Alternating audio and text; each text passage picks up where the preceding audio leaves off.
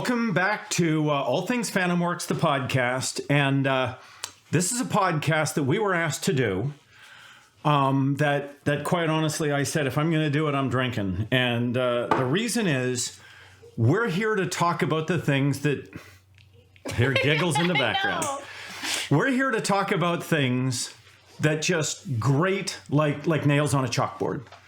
And let me tell you, I take a lot of pride in my shop. I am very proud of the crew we have. The men and women that work here don't do it because it's a paycheck. They don't do it because it's easy. They do it because they have the heart and soul of an artisan, and they want to use those skills to create amazing cars. So when we're asked to do things that maybe only God could do for the money, it can get a little frustrating. So I was asked to vent a little bit, and we're going to try and keep it fun. Ergo the scotch. By the way, 12-year-old Glenn Livet. And the reason I'm drinking this is because Ace, the guy right behind the camera right there, he drove his vehicle into a sidewalk and he got pretty damaged, and we had to fix it for him. And so this is from him. So thank you, Ace. So you got to stop giggling back there. All right. So what Audrey did was I basically sort projects into piles. These are possibles. Those are pending once we talk to people. Those are too new. And this one is part of my sort of ludicrous stack. Now, we're not going to use anybody's name, but we are going to read them word for word. In fact, I want you to read them exactly as they're written, correctly written or incorrectly, just so that people get an idea of what I deal with. We get a lot of these, folks. And so I just had Audrey pick 4 out from just the last month, and these are just August submissions. And with that segue, are you ready, Audrey? I'm not sure, but we're going to do it anyways. Okay, and so I get, look, it's my show, so I get to editorialize a little bit. So as she reads it, we're going to stop. I'm not going to let her read the whole thing because it's too much to remember. So go ahead and start, and then let the editorials begin. Do you want me to say the budget in the beginning? Well, not yet. Not till the end. So start with the year, make, model of the car, and then read what it is that they want done with that car. Okay. And this is word for word, folks. We didn't change anything. All right. So the first one is a 1992 Mustang GT. Okay, so I'm going to editorialize already. Do we build 1992 cars? No, we didn't. Would we ever take on a Fox body Mustang under any circumstances? We did an 89 once, but we did? We swore to never do one again. Was I drunk? I believe so. I don't remember doing an 89 Fox body, and it must have been something, I don't know. I must have either been drunk or hurting for money. I'm not sure, one or the other, but yeah, we ain't doing this car. So already... Let's just start here. Which is cheaper to build, a 1967 or a 1992? Which is the cheaper car to build? I honestly don't know. Okay, the 1967 by far. Because you have a Dynacorn catalog, don't you? Yes. What sheet metal parts can we not get for a 1967 Mustang? We Cheap. need everything. Just about everything, right? What parts can you find for a 1992 Mustang without rifling through junkyards? I don't have to look for those. We don't do them. Right, we don't. But if we did, where would you find the parts for that car? I assume a junkyard. In junkyards. And how many junkyards now? Let's just start thinking about something. What year were you born? 88. 88. So 92, you were like this big. You probably still had diapers on, okay? No. Well, damn, yeah, almost. So my point is this is no longer a new car. It's a 30-year-old car, right? Mm-hmm. So how many 30-year-old cars are still in junkyards? Not that many. Not a lot. They're being phased out. Yeah. Okay, so we're going to buy our parts from a junkyard, and they're going to be hard to find, and there's almost no reproduction parts made for a 92. So you see where I'm going with this, right? This car is going to be more expensive than a classic Mustang. All right, so what do they want done with this car that we don't work on? I have my first car that I paid for myself after a divorce. Okay, so the guys, you know, I wonder which divorce. So, you know, because I don't want to be in the line of fire next if he's the kind of guy that just, you know, breaks relationships, because we start a relationship when we build a car, right? You think he's going to divorce you? Sort of. Wait a second. It happens. we had an employee here, and I won't mention her name, but how long did her average marriage last? Her average? Year and a half? Yeah. How long do our average builds take? Yeah. More than that. So our builds take longer than many marriages. So yes, it is a divorce. So there's my first concern. Keep going. It RN and muse to purr like a kitten until the COVID. Okay, it RN and use to purr. What do you think he's saying there? It ran and used to purr like a kitten. There you go. Look at this. You are a speaking client. You're a speaking customer. So yeah, he's saying it ran great prior to COVID. So The COVID. The COVID. So here's the question. Did the car get COVID? Did he get COVID? Or is it just a time frame? And we don't know. We actually don't know, right? We're going to assume it's a time frame, but the fact is he may be telling us his car got COVID. So go ahead. What does he want done with his 1992 car that caught COVID? After the COVID, and I didn't drive it much. It's a 5.0 and mostly needs body work. Rush on the hood and fin. Okay, we're going to stop right there. We have rush. Rush. Spell rush. RUSH. All right, we have rush. We have rush on the what? Hood and fin. The fin. FIN. The fin. Okay. So I'm pretty sure what he's saying is he's got rust on the hood. Mm-hmm. What's the fin? I assume he means fenders. Like he was trying to. Wait a second. Shorten it, like. Well, wait a second. Rush. RUSH RUST. We're not off by far. But FIN, meaning FENDER? Well, maybe he meant like FEN and messed that part up too. I don't know. Okay, so I'm scared the fact that you can actually understand this. So let's just say he is saying he has rust on the hood and fenders. Mm-hmm. Wow. Okay, so did you bring in, I asked you to print out, I guess we didn't bring it in. The paint changes everything. I printed it, I gave it to you. Okay, so let's talk about two different types of paint jobs. Mm-hmm. One paint job is where you just scuff everything, mask off stuff, and paint it. Mm-hmm. That's a scuff and shoot. The other one is a restoration paint job. Mm-hmm. A scuff and shoot. How long does it take to do a scuff and shoot?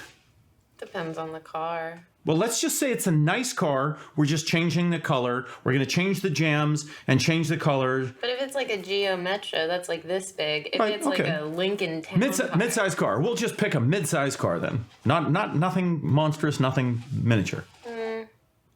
About 24 to 36 hours, roughly. I would agree with that. So, and how much materials would that take to do a scuff and shoot? Remember, you got to have probably a sealer. You're going to have some primers. You're going to have your base, your clears, your activators, your catalyst. Then you're going to have your 3000 sanding system to sand it all down. So what are those materials going to cost for a scuff and shoot? Depending on the color of the vehicle, it can be a couple thousand. Easily. Mm-hmm. I mean, you realize now many times we're buying a quart of paint and it's $600, $700, $800 for a quart. Okay, so I'll just tell you that at this point, I would say the materials to paint a car, I would average at about $4,000. Okay, so we got $4,000 for scuff and shoot materials. And how do I ask this in a way that I can get you to answer as honestly as possible without thinking I'm setting you up? I already feel like you're setting me up now. I know, it feels that way, doesn't it? It feels that way to me, and I'm not even trying to. All right, so do you think that shops that do 30 hours of work bill only 30 hours of work as a rule? No. No, they don't, right? Like, we know shops that in 1 week can bill 200 hours by one technician in 1 week. Mm-hmm. We know shops that do that. So in other words, if you bill 30 hours, how many hours are they really doing? Probably like 5. 5. That's actually a pretty good number. It's normally somewhere around a 4, 5, 6 to 1 ratio. So what I was getting at is, I agree with you. You could do one in 30-ish hours, but that's a real 30 hours, right? That's actually sanding for probably 5 hours. That would be masking for 4 or 5 hours. It would be shooting your sealer, shooting your base, shooting your clear. And then that would be a very quick cut and buff. That would just be a nibbing, right? But so that would be done in 30 hours. And what do you think that labor would cost for that scuff and shoot? Like our labor rate? Well, like anybody's labor rate that actually works 30 hours. That's the whole caveat, that is really 30 hours of work, not like 5 hours that they're calling 30. I mean, that's going to be another couple of thousand on top of it. I would actually call that probably somewhere between $3,000 and $5,000. Yeah. So in other words, a scuff and shoot, your best case scenario is going to be $8,000, $9,000, $10,000. That's your best case scenario. All right, so have we ever done a scuff and shoot? Yeah. We have? Mm-hmm. On what? What was it? The TR8? No, we didn't. Yeah, we did. We did not. We did a paint restoration on that car. We sprayed that entire car. No. We did a paint restoration on it because after we prepped the paint, we just did a clear. We just did a clear overlay. I mean, we scuffed it, but... Well, we did, but we did it just to re-clear the paint because he wanted the original paint. Remember that? We kept the original paint. So have we ever done a scuff and shoot? I guess not. We actually haven't, okay? No, we haven't, all right? So how long does a restoration paint job take? So we're doing a Corvette right now, right? Mm-hmm. How many hours have the guys spent, and by the way, they haven't really started even stripping it. Right. How many hours have they spent so far just to get it to the point where they're soon to start stripping it? Collectively, I think we're about to hit like a little over 30 hours. Let's see, is this day 3 or day 4? He started sanding yesterday, so I don't know. Well, but we've been disassembling for days. I wasn't here Monday. Well, that's because you screw off. So we started on Monday, and this is Thursday. So you figure there's 32 hours a day. They've done most of that each. So we're actually at about 60 hours. Okay? And that's just the disassembly. Now, how long will it take to physically hand strip the Corvette? Like another 20 or so hours. Yeah, probably not. You're an optimist. Here you are. Normally you're the pessimist, and today she's being the optimist, okay? I generally put a minimum of 40 or 50 hours into the stripping process. Because remember, we got to then hand do all the jams and hand do all the nooks and crannies, right? It's not what we talked about this morning. What do you mean it's not what You said 20 hours this morning. That was for the basic flat surfaces. Not for any of the curved surfaces, not for any of the nooks and crannies. All that has to be hand done very, very slowly.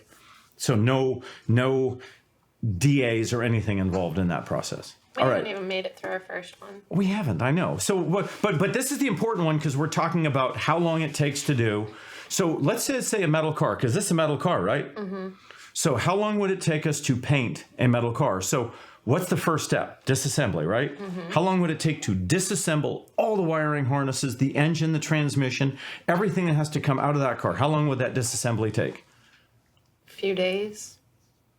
It's taken 4 days to do a 65 Corvette. I don't know. What do you mean you don't know? You've been working here. How long? I don't know. Okay, I'll tell you that's a minimum of 2 man weeks. Am I allowed to say man weeks? Probably not. It's a phrase that we use. 2-person weeks. All right, so 2-person weeks to just disassemble the vehicle. It's 80 hours, right? Mm-hmm. How much does it cost to blast a vehicle? Couple thousand.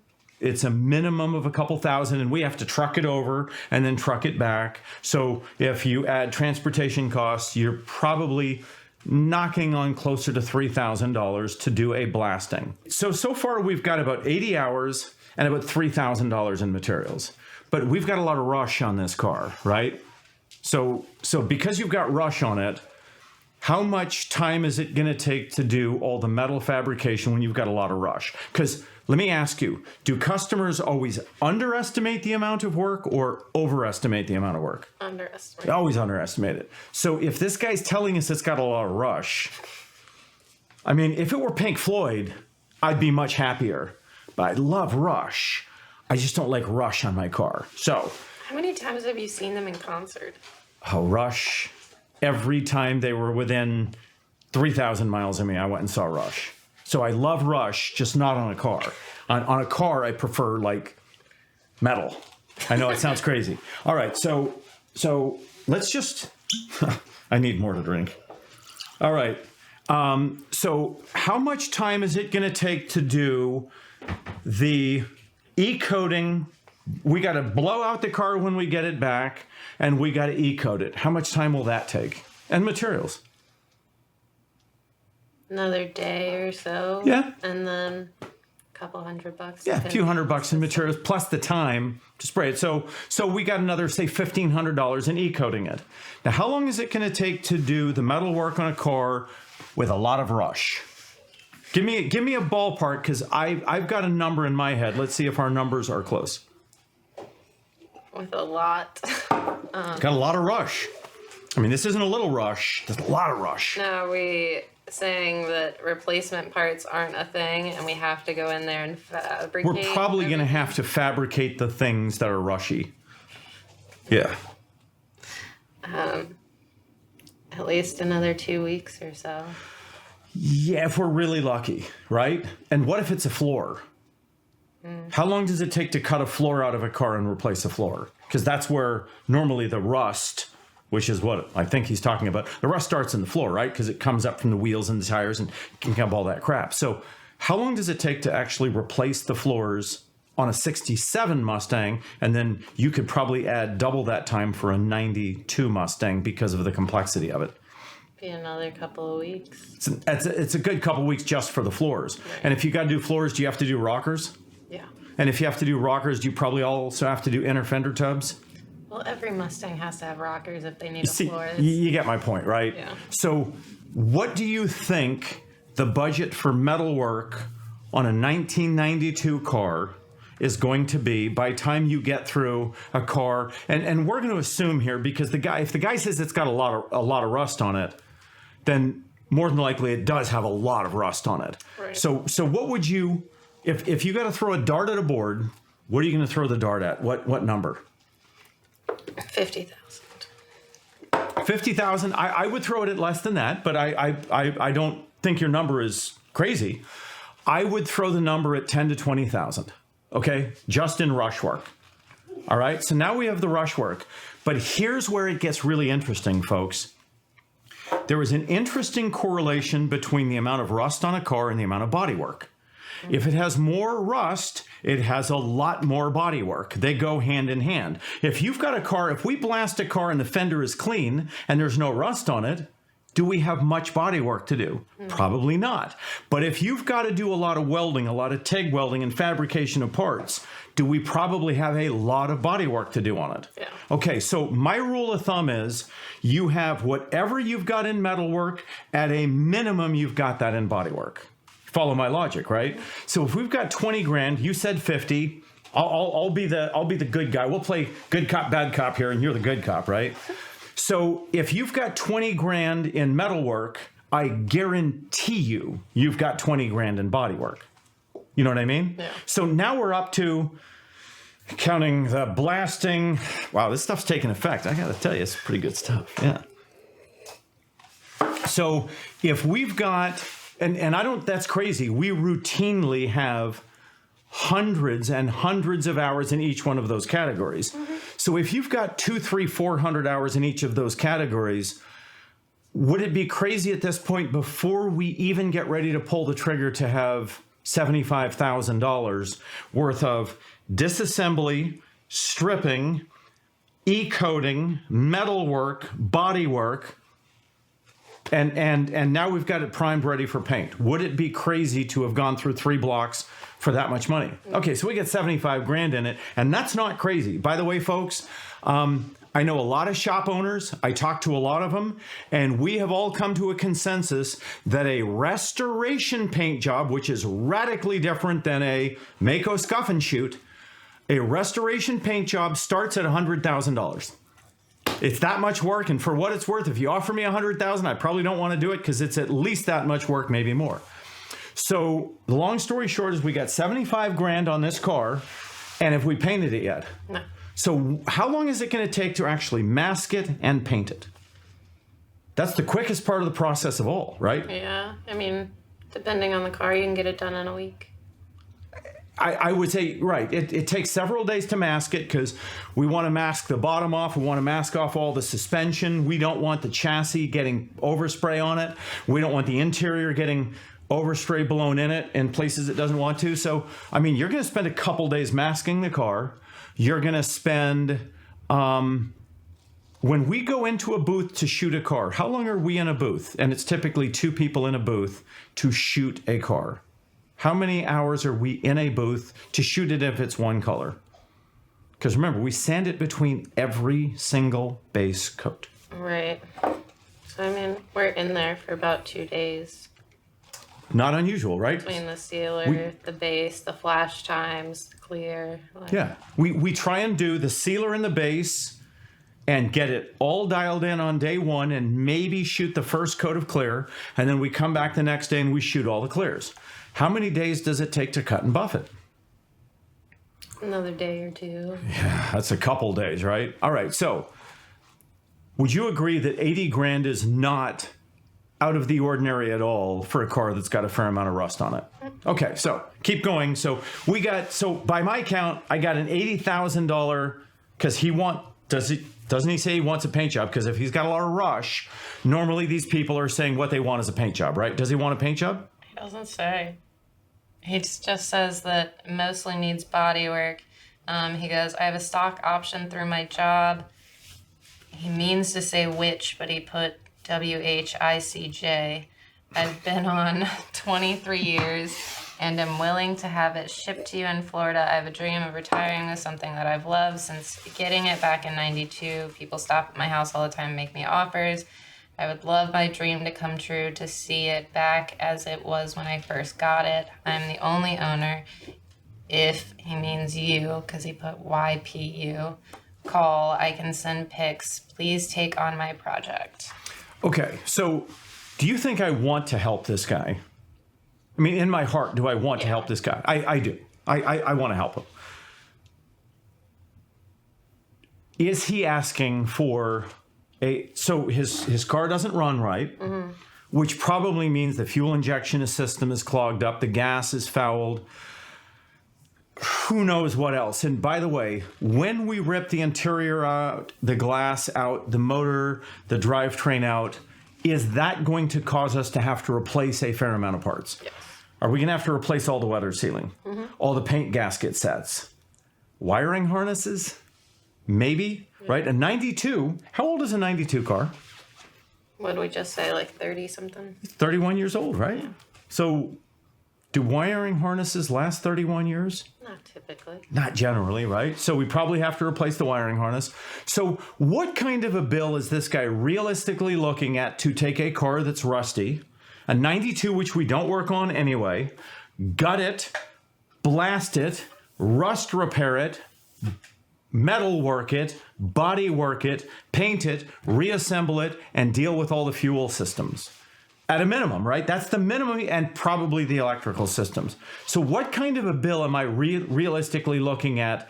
What am I going to have to write checks for to do this car if I wanted to do it, which I don't? About 150 or so. I would say somewhere between 100 and 150,000. What's his budget? $2,520. I thought it was 20,000. It's $2,000. $2,520. But he's got 20. See, not 2,500, but 2,520. Yes. I mean, he added the $20 for materials, right? Yes, that was his parts estimate, was $20. 2,520. Will 2,520 even begin to pay for the materials? No, right now I'm not even sure he could ship it for that. Well, what will shipping from Florida cost to get the car here? About that. About that. What will shipping to get it back cost? Another. We've already doubled his budget, and all we've done is gotten the car here and sent it right back, right? So what would you say to this man who says he wants you to... And by the way, I ask these people, if you're looking for a scuff and shoot, go to Mako, go to Earl Scheib. That's what they do. They'll do a scuff and shoot on your car. No. I want a full restoration paint job. I want it gutted, blasted, metal worked, body worked, painted, cut, buffed, and reassembled. I mean, they say that. 2,000. Read that number again. $2,520. I didn't realize. I thought this guy had like a $20,000 budget. He's got a $2,520. He added the $20 though, right? The 20 was the tip. Yes.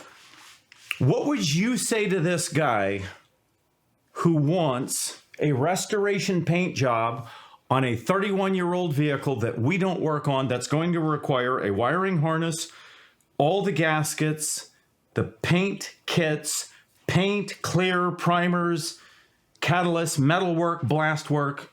Can we even blast it for $2,520? No. I doubt we could blast it for that price if he brought me a shell of a car. What do you say to him? We don't work on 92. That's exactly what. All right. So that's what you have to say. All right. What's the next one? So $2,520. Yeah. There you have white. And by the way, guess what these people will say if you can't. Guess what they'll say if you tell them we can't fix your car for that price? Well, why can't you? Or what will it cost? Normally, that's not what they say. Why are you such an asshole? Why are you so mean? That's what they say to me. And I'm like, really? So, what's the next one? 1964 and a half Ford Mustang. Okay, so we've gone back, another Mustang, a 64 and a half. All right, so I want to make a point here that's interesting. How many 64 and a half Mustangs were actually sold? Very, very few. They had to be sold prior to May of 1964 to be considered a documented 64 and a half. Okay, so cars sold, they had to be sold either March or April or like the first half of May to be considered a 64 and a half. So everybody wants to claim they've got a 64 and a half, even if they've got a 65. So what does he want done? So what does that tell you when he says he's got a 64 and a half? Because that actually, you need to read client. What does the client tell you when he says that? This is good stuff. I don't know. He's pretentious. I don't know if it's being pretentious so much as it's being, I've got a very special car. Because very few cars were actually documented 64 and a half cars. In order to be a 64 and a half, it had to have a 265 in it, not a 289. Mm-hmm. It had to be produced by, like I say, in April, first half of May kind of time frame. It had different interior options than they produced later on when they actually went into production with the 65s. So long story short, very, very few 64 and a halves were produced. And if they were produced and you have one, that actually is a special car. So it's not a 65. A true 64 and a half is actually a very cool car. So what does he want done with his, and I'm assuming it's a him. I'm going to call it a him. I'm sorry. It may be a female. We'll say Shim. What does Shim want with with their 64 and a half Mustang? I have a 64 and a half Ford Mustang. What? It says I have a 1964 and a half Ford FOR Mustang. I forgot the D. Ford. Okay, Ford Mustang. All right. She is learning customers so well. All right, keep going. So 1964 and a half Ford Mustang. I've had, he means since 1994. I would like to have it restored. Okay, so it's had it for 30 years, roughly. I'd like Want it restored. and back on the road. Been off the road since 1999, mainly in the garage. Okay, stop. Does a full restoration of a car, so he wants a full restoration. Yes. Okay. Does a full restoration require a full restoration paint job? Yes. Have we established that a full restoration paint job probably runs realistically between 75,000 and more? Mm-hmm. Okay, even if you brought me in a car that was perfect, in which case I'd say don't paint it, let's restore the paint, right?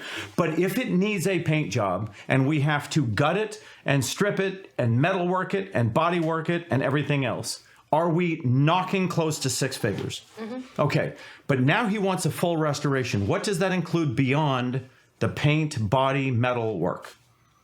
Driveline. Everything, right? Engine, transmission, Interior. differential, steering, suspension, brakes, wiring. How much does it cost to wire a 64.5 Mustang? Roughly 10. We can generally do it for under 10, but by the time you buy the correct factory harnesses, get the blower motor working, the gauges working, the fuel sender unit fixed, everything else, yeah, you're probably... Yeah, I throw a dart at 10. We generally don't spend that much, but I tell people, be prepared for 10. So how much is the full restoration of a 64.5 Mustang going to cost? I mean, depending on what options he wants, if he's just going back stock and he wants on metallic color, I'd say probably around 150. Yeah. Okay, so keep going. What else does he want besides a restoration? Or maybe that's it. It will need engine and all the hoses reworked. Okay. All right. We got to stop here. Why does he mention hoses? Are hoses one of the cheapest things on a car? Yeah. So he wants the engine reworked. Do you think he wants the transmission rebuilt? Probably. Okay, so you get my point here. Why does he mention hoses? Why does Shim mention hoses? And it says Because brakes. what about the radiator? What about the differential? What about the drive shaft? What about the U-joints? What about the steering, the suspension?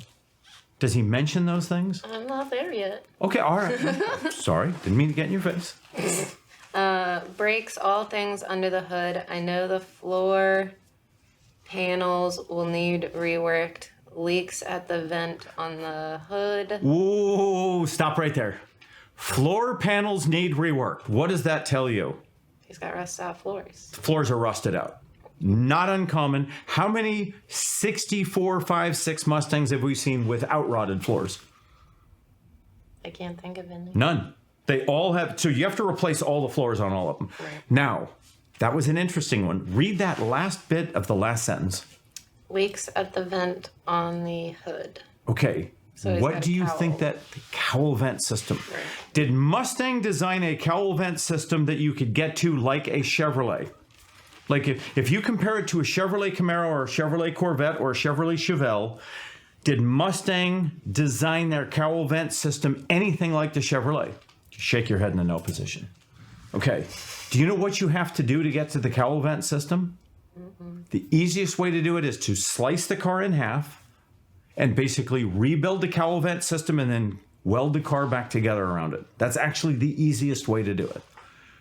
If you don't do it that way, you ever seen those, not plastic, acrylic, screw down, lucite things that go over Mustangs? When they come in, you'll see a Mustang with a piece of plexiglass on top of the cowl vent openings. You haven't seen that? Oh, they're very common. That is because they've got a cowl vent leak. The cowl vent, so my dad had a famous saying, and I love it. In this case, he would say, Ford installed a cowl vent and then built a car around it. That's exactly how they built a Mustang. The cowl vent, in order to get to them, you literally have to cut the car in half. So we got to cut this car in half, basically replace all the cowl vent structure and weld it all back together, because that's really what it takes to build this. All right, so with that being said, what else does the guy, so he's got floors that need to be replaced, cowl vents that need to be replaced, which is a major surgery. What's next? Paint touch-ups or, if needed, repainted. Okay, can you, and I'm going to tell you right now the answer is no, can you do cowl vents without repainting a car? Mm-hmm. Not really, right? because it's such an invasive process. You really are at the point where once you do cowl vents, the only way to do it is part of a full restoration, because you literally have to cut the car apart to do it. So you have to repaint the car. So keep going. What else does he want? So he wants a full restoration. He's got leaking cowl vents. He's got rotted floors. What else? Then he just goes into his budget. He says he would like to keep the price between $20,000 and $25,000. $20,000 and $25,000. All right. So define customer speak when he says, I've got a budget of $20,000 to $25,000. What does that actually tell you? 20. 20 at the most. Right. Right? So if a client tells me I've got a budget, let's see if you speak customer yet. I've got a budget of 10 to 100,000. What is their budget? 10. If I've got a budget of 5,000 to 10 million, what is their budget? 5,000, right? So his budget is 20,000, and what he wants is a full restoration of a, let's just do the math. How old is a 1964 and a half Mustang, if he really actually has one? 60 years almost? It's right at 60 years old. So he wants the full restoration of a 60-year-old car. Give me that number again. 150? No. How much does he want to spend? 20. 20. How much will the parts cost to do that build?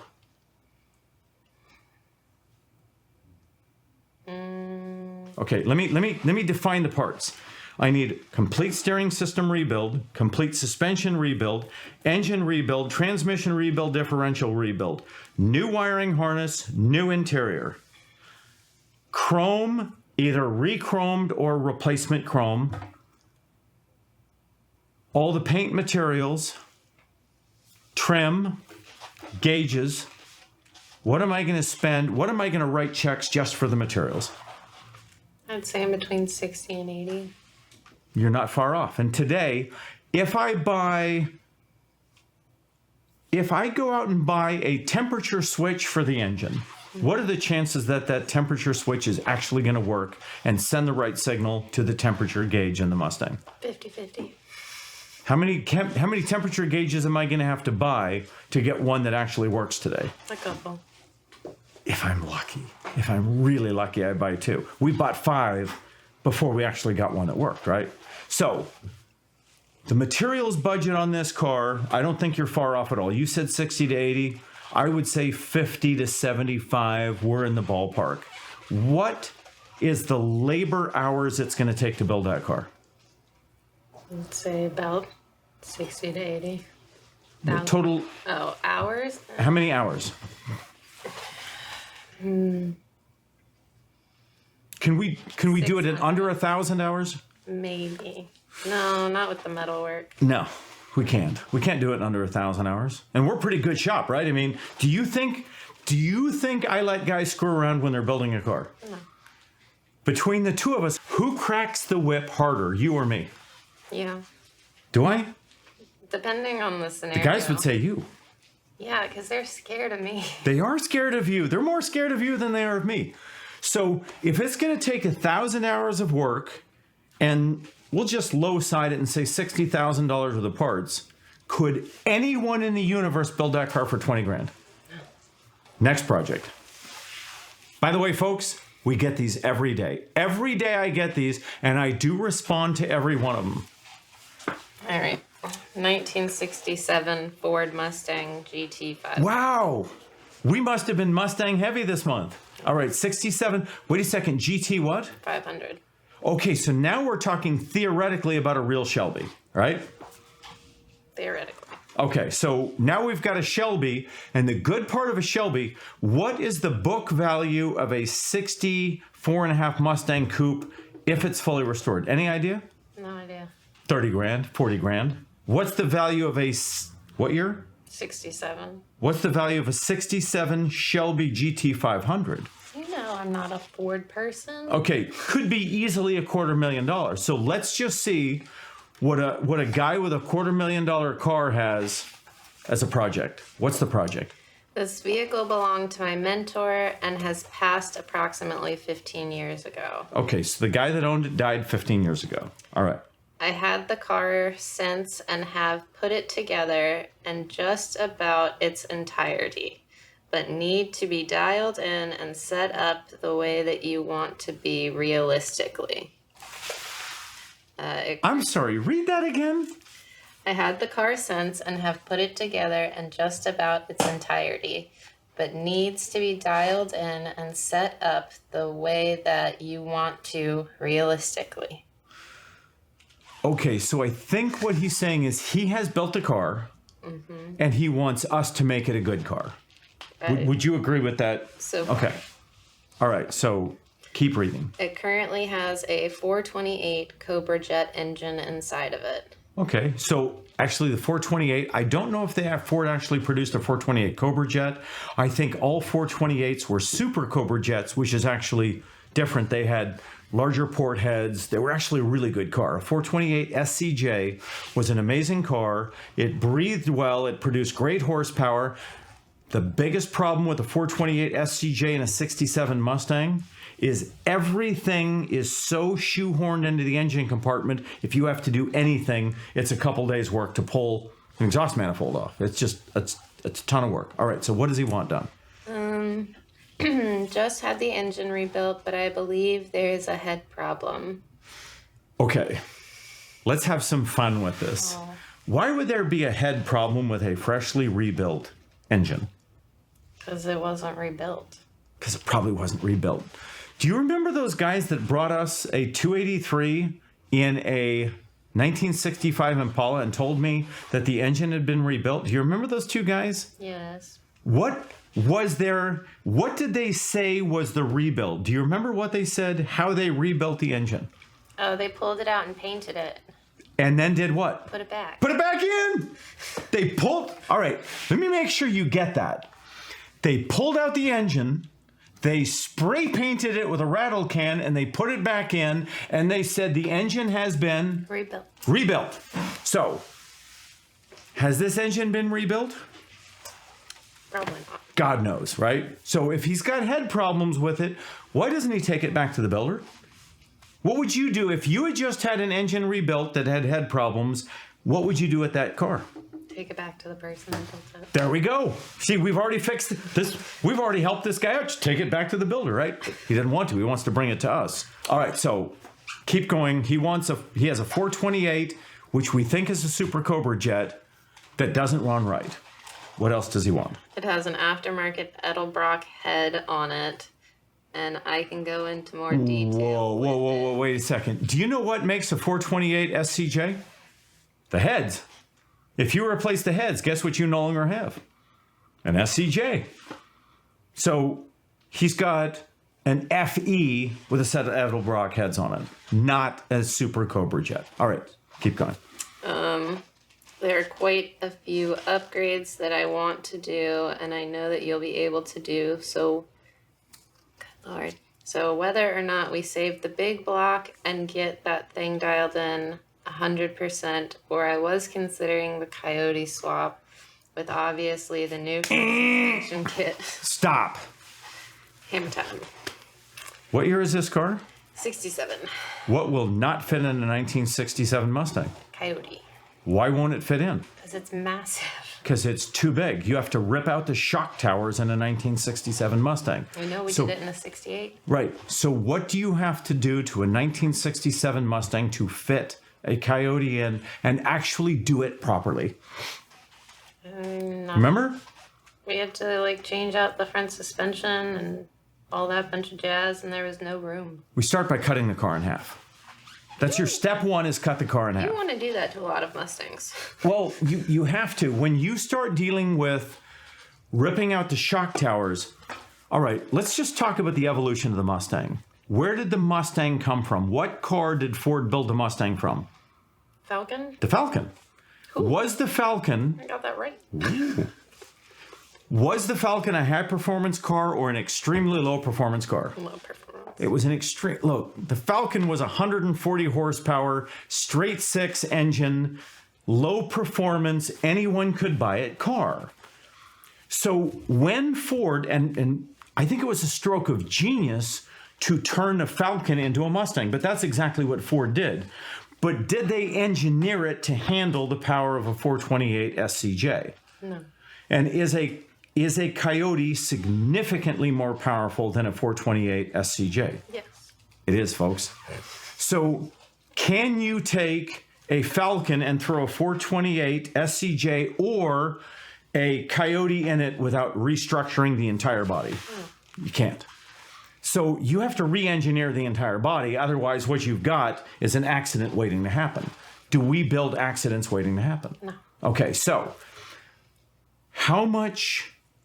Give me an idea of how much metal restructuring FantomWorks would do to a 1967 Mustang to re-engineer it to appropriately handle the torsional torque of a Coyote engine. Or widening the car? Well, you have to widen the engine bay, which means you take away structure, which means you have to add a lot more structure to make it all come up to... And by the way, we have to strengthen it. So we not only have to cut metal, which weakens it, then we have to strengthen it to handle a much torqueier engine. But then we also have to repaint it and all of that. Absolutely. I mean, that's a $200,000 build. You're not far off. I tell people, if you want a Coyote, if you want the car re-engineered for a Coyote, we'll start at 40 grand, just for the re-engineering. That doesn't count body, paint, any of that stuff. Just the re-engineering for a Coyote is 40 grand. All right, so he wants a Coyote. What's next? I'm not in a hurry for the vehicle. I'm an auto repairman as well. Whoa! Say that again. Read that again. I am... An auto repairman as well. And have been... No. Wait a second. We got to have fun with this. Oh, do we? He's a mechanic. Why would a mechanic want a different mechanic to do his work? Because they say that a mechanic never gets to his own stuff, like a plumber or whatever, carpenters and all that. Okay, That's what I'm going with. That's good. I'll accept that. But what is the other reason a mechanic wants a different mechanic to do the work? Because it's over his head. You can't figure it out, right? So, in other words, he claims to be a mechanic, but wants a different mechanic to do the mechanical work. That's a red flag on the play, right? It is. If this guy said, I'm an attorney or I'm a doctor, I would go, I get it. Attorneys and doctors don't have time to fix cars. But what do mechanics do?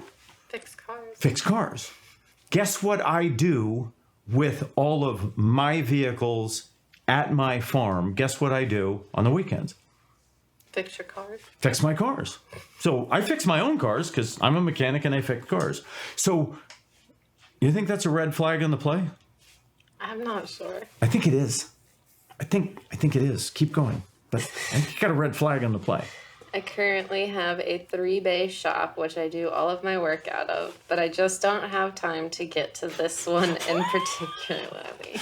I don't have time to fix my own car, so you need to fix my own car. All right. Have we finished with the request? Yeah, he just talks about his other cars that are 95% together. Okay, so what is his budget to cut a car in half, re-engineer the entire structure of a 1967 Mustang? And by the way, what are the chances that his 1967 Mustang is rust-free and doesn't need restructuring just for the rear 2/3 of the car? Not likely. I got a better shot at getting pregnant, right? It probably needs... Today's society. Well, that's my whole point. In other words, it probably needs a lot of rust and metal work just to make it structurally sound, and then you've got to re-engineer it. So this guy wants us to cut his car in half, re-engineer it, buy a Coyote. How much does it cost to buy a Coyote, and more importantly, all of the accessories that make a Coyote function in a car? A transmission that can handle the torque, a differential that can handle the torque, suspension systems that can handle the anti-torque. How much is that going to cost? I have no idea what the Coyote... I would add in 30 grand in materials alone. But you got to remember, for Ford, you have to buy all Ford racing products. Otherwise, it voids your warranty on your motor. So in other words, what is our materials budget so far? Lots. I don't know. 60, 70, 80, Maybe more, depending on what he wants to do. But here's the better question. Why would anyone with a 428 SCJ, and I actually didn't think a 67's head, I didn't think you could get a 428 SCJ in a 67. I didn't think they came out till later. Now, I'm not a Ford aficionado, so if you want to throw darts at me, throw darts. But I didn't think you could buy a 67 from Ford with a 428 SCJ. I thought that was a later option. But let's just say it is, and I'm wrong. Why would you want to take that incredible drivetrain and throw it away and put a Coyote in? You know what I mean? That begs the question, right? What is going on here? What's the agenda? So, what's his budget for all this work? $20,000. Really? Yeah. Really? Yeah. What's the cost of a Coyote? What would be our cost for just the crap we would have on a pallet that arrived at the shop to do the project? Just the pallet. I'm done. We don't even touch the car. We don't even look at the car. How much will it cost us to get the pallet that includes the Coyote, the fuel injection system, the wiring harness, the gauges that'll talk to a Coyote, the transmission that'll handle the torque of the Coyote, the 9-inch that will handle the torque coming through the drive shaft, and the brake system that will handle the power and stop it? How much will those materials cost us alone? In between 50 and 70. That's actually a really good guess. He wants that and the labor done for 20 grand. Is that are you serious? He estimated 20,000 for parts. Okay. But 0 for labor. Well, why would you pay for labor? So he's estimated 20,000 for $60,000 worth of parts and 0 for labor. Yes. Audrey, why are you so mean? Why didn't you take this car on? What's wrong with you? I'm not a Ford person. Okay, it's because you don't like Fords. All right. Let's just do one more because I got to tell you, this is. It's not a Ford. I can't drink anymore. I can. You can drink more. I can't. Because if I drink anymore, I ain't finishing this video. All right. So what's our last project? 38 Chevy 2-door Master. A 38? 38 Chevy 2-door Master. 2-door Master. Is that really what it says? A 2-door Master? Mm-hmm. I don't know what a 2-door Master is. I just assume it's a coupe. All right.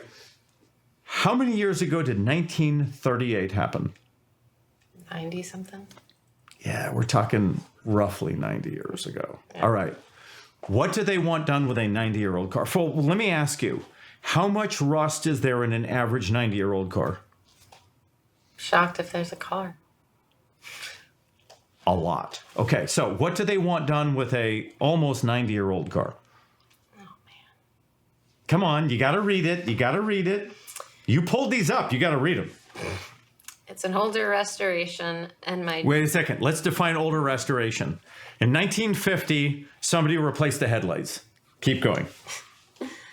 Update engine and transmission. Stop there. What does update engine and transmission mean?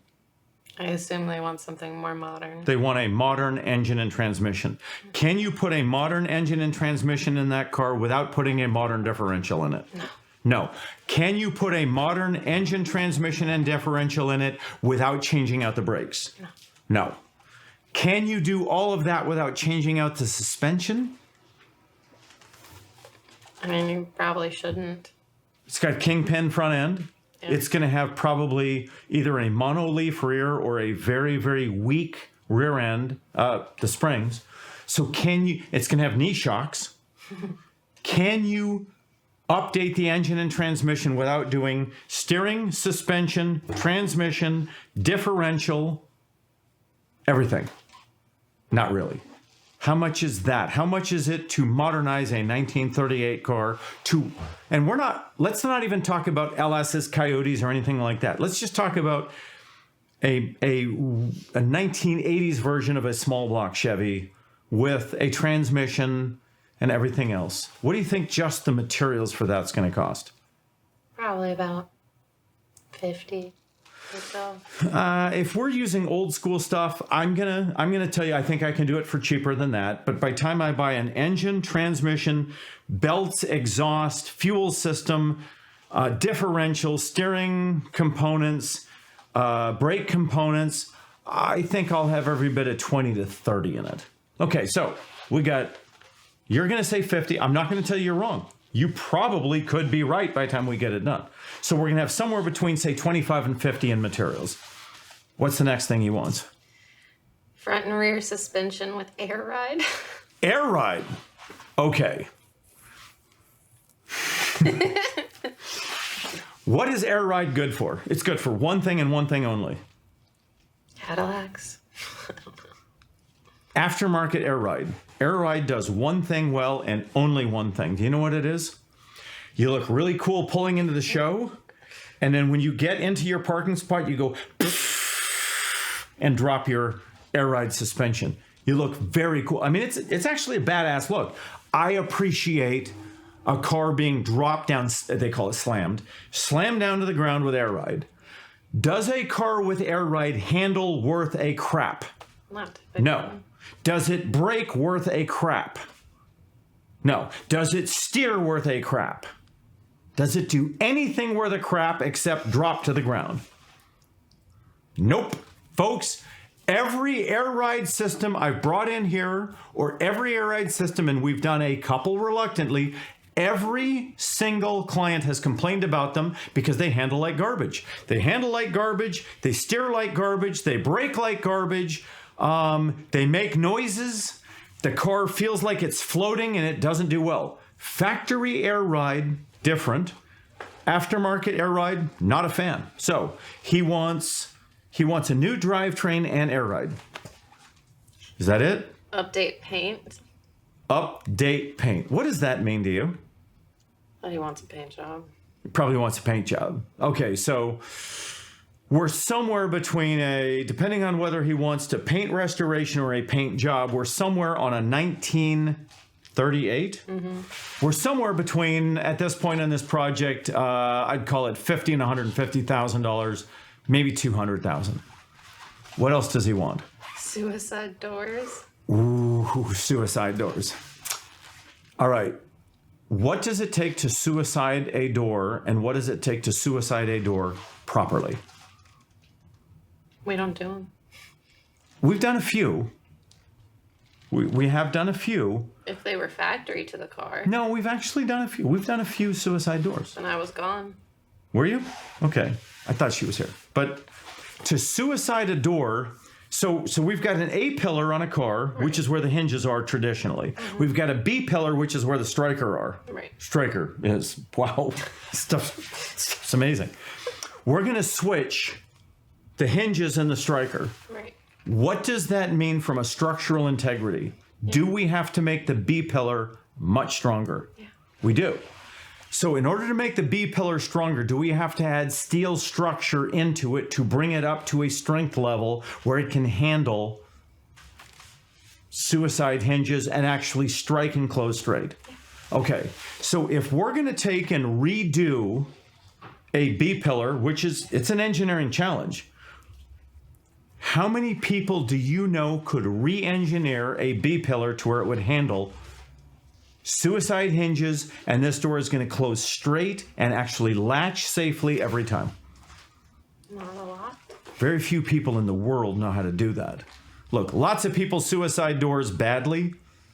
We've had a number of them come in here to where the doors were just hanging and sagging and nothing worked right. We're not going to do that. So if we're going to do it, we're going to do it right.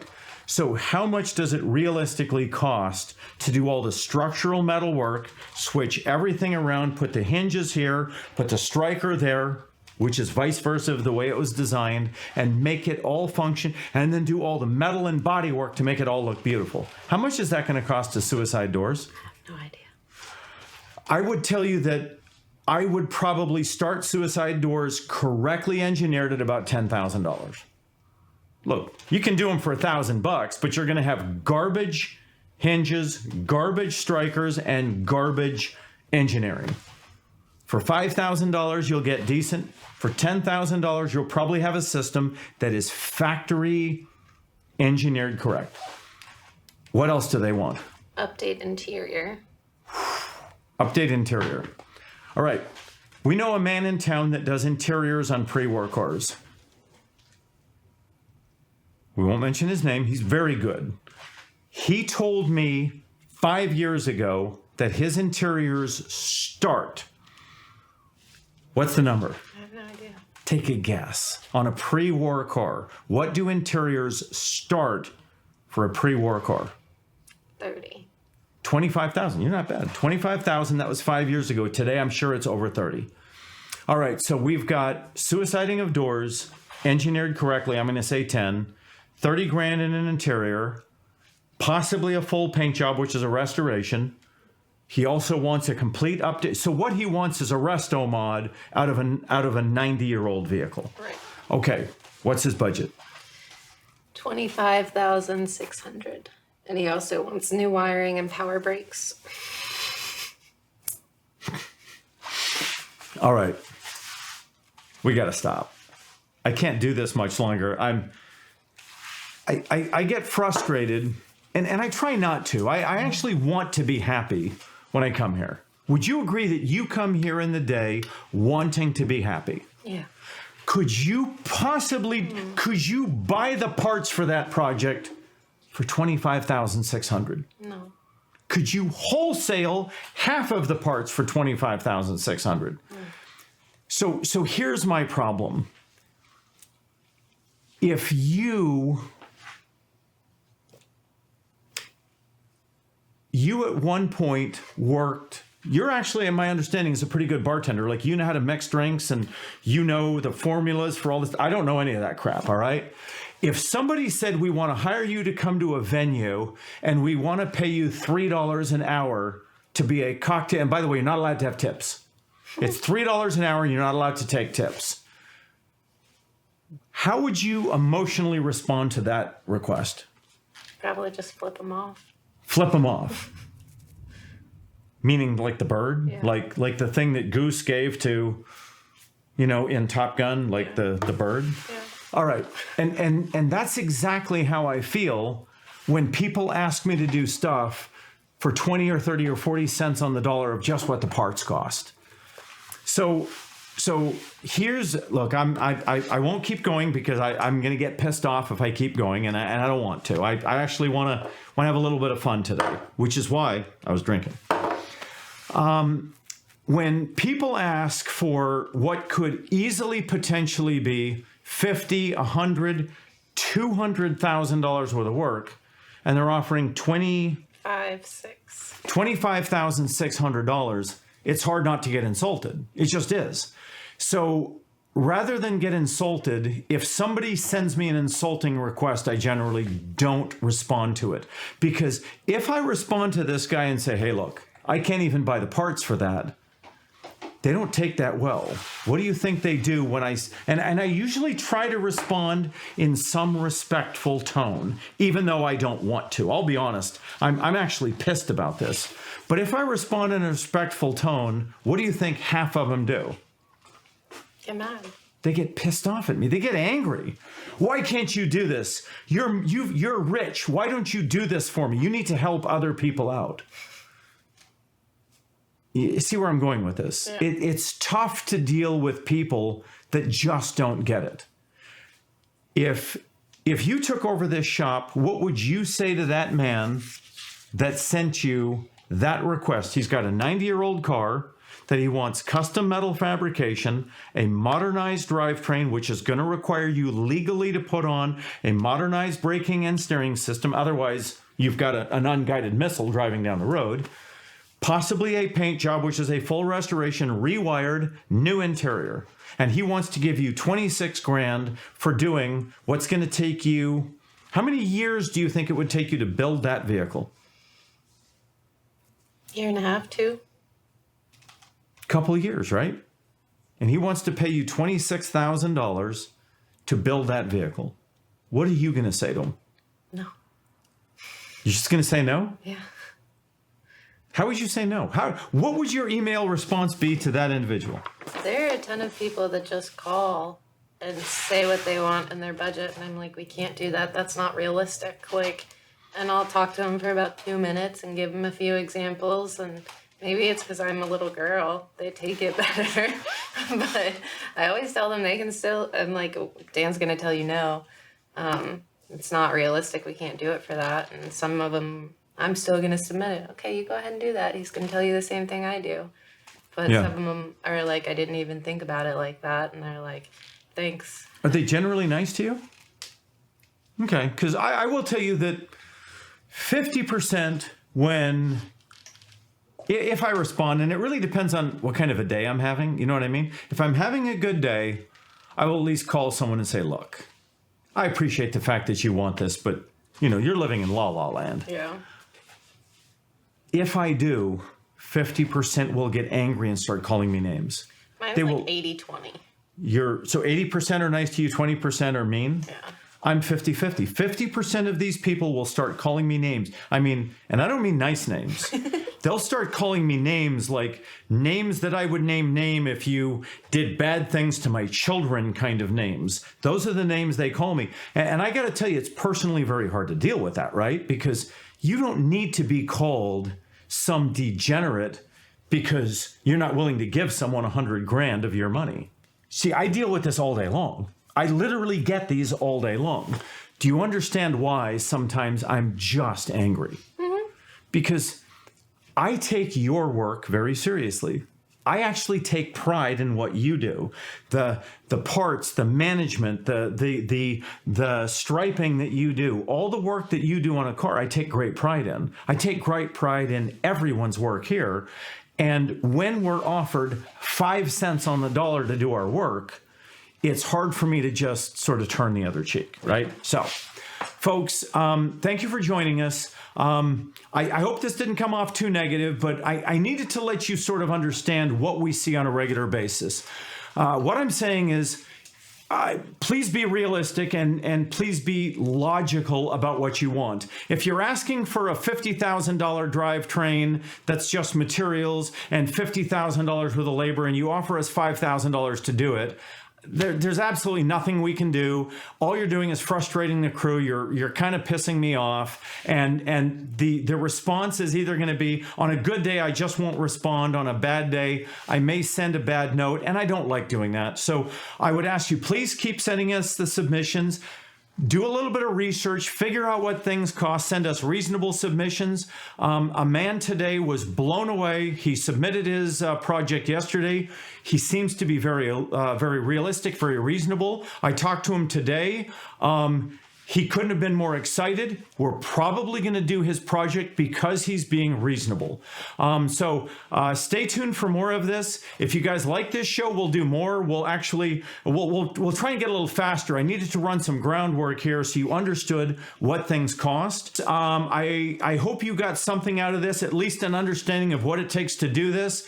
And if you did enjoy the content, please do those YouTube algorithm things like, subscribe, share, give us that thumbs up, tell your friends to join us, and that'll allow us to do more of this content. With that, Godspeed and have a great day.